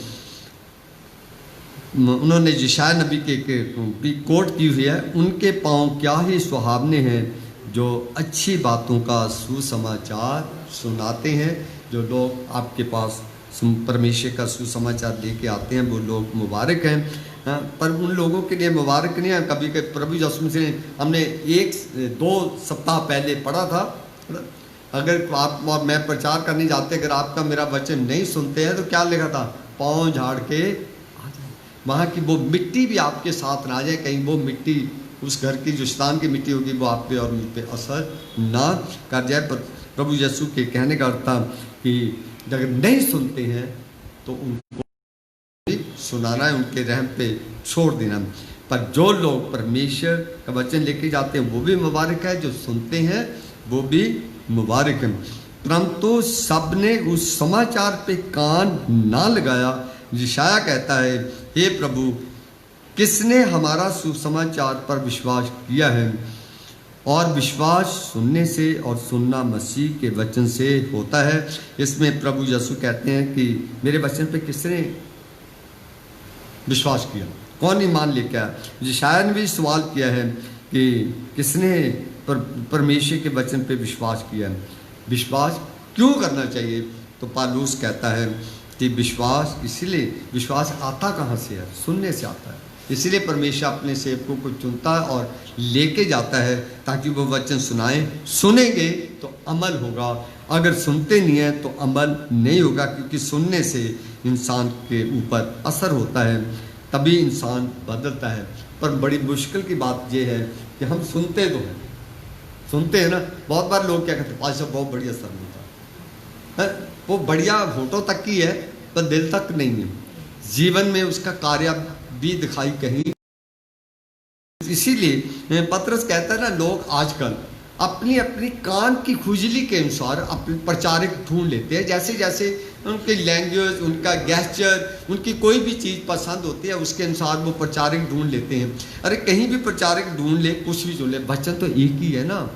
अमल करना तो आपका और मेरा अपना फर्ज बनता है, जिससे हमें आप बरकतें मिलती हैं। तो मैं आखिर में यही कहना चाहता हूँ कि परमेश्वर की भी हम वचन, जब परमेश्वर का वचन पे अमल नहीं करते हैं, उसके अनुसार नहीं चलते हैं, तो हम अनदेखी परमेश्वर के सेवक की नहीं, सबसे पहले परमेश्वर की अनदेखी करते हैं, क्योंकि वो वचन परमेश्वर का लेके आता है, वो परमेश्वर का चुना हुआ होता है। वो कहता है कुछ चुने हुए की आँख की पुतली को अगर उसको छूता है तो मेरी आँख की पुतली को छूता है, मतलब उनकी वो पता है मैं चुन कर इसके भेजा है, अगर उसको कोई दुख तकलीफ होगी तो वो दुख तकलीफ मेरी दुख तकलीफ होगी। अगर हम परमेश्वर के सेवक को तिरस्कार करते हैं तो वो भी बुरी बात है।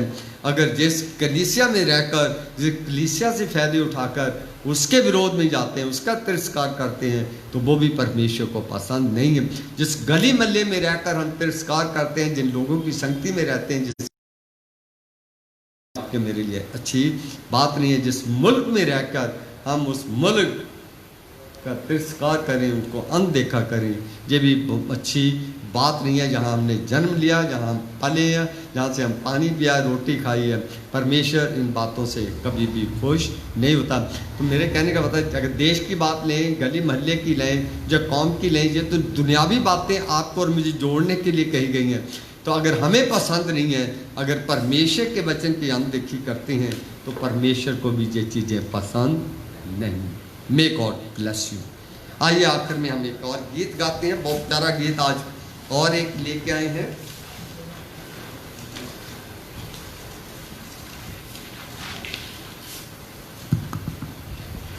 गीत के बहुत प्यारे बोल हैं, गुनाह की राह पर फिर से कभी जाया न करो।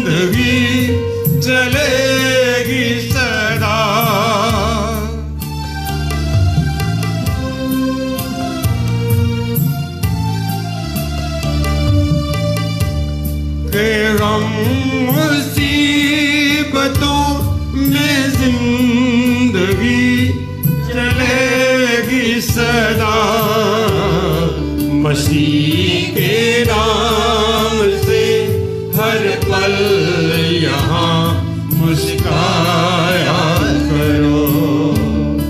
मसीह के नाम से हर पल यहाँ मुस्काया करो। कभी भी तुम यकीन लाया ना करो, गुनाह की राह पर फिर से कभी जाया ना करो।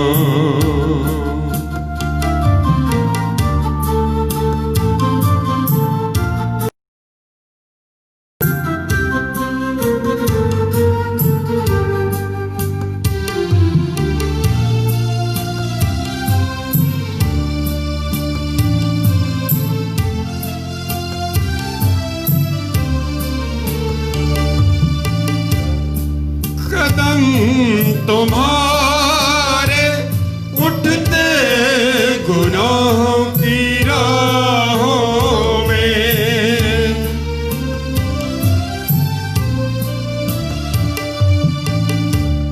कदम तुम्हारे उठते गुनाहों की राहों में, बचो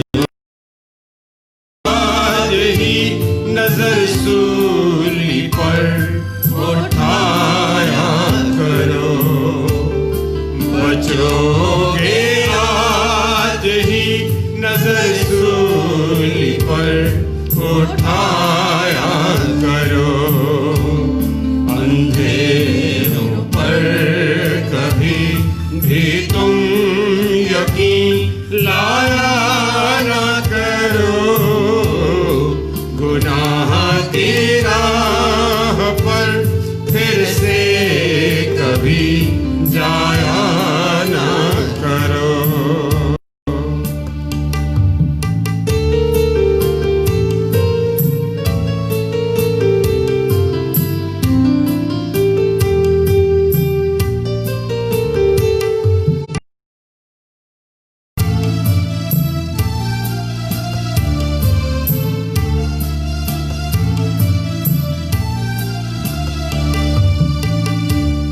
किसे कहोगे यहाँ यार सब फरेबी हैं,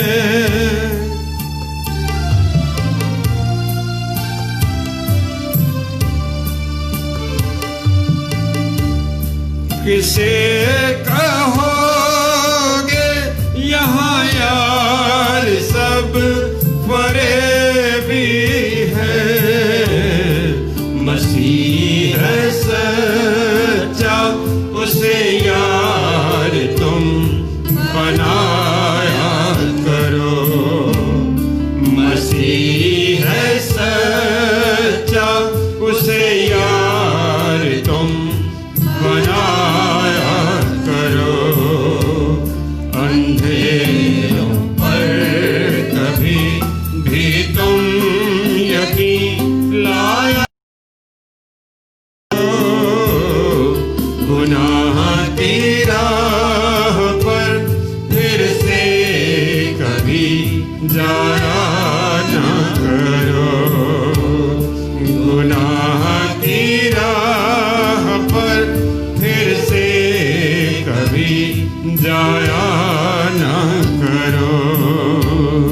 अंधेरों पर कभी भी तुम यकीन लाया ना करो, गुनाह की राह पर फिर से कभी जाया ना करो।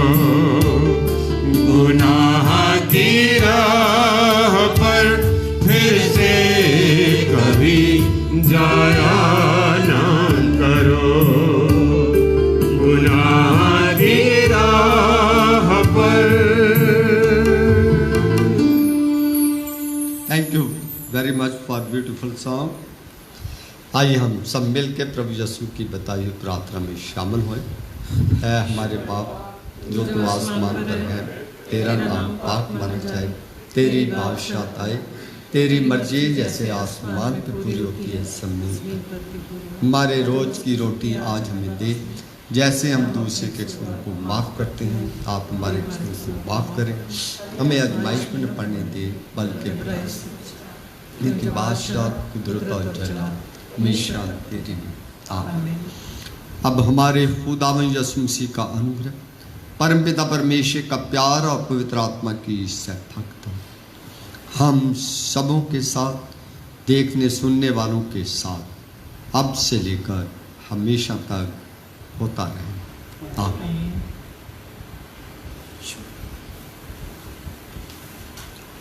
धन्यवाद जी, खुदा सबको बरकत दे।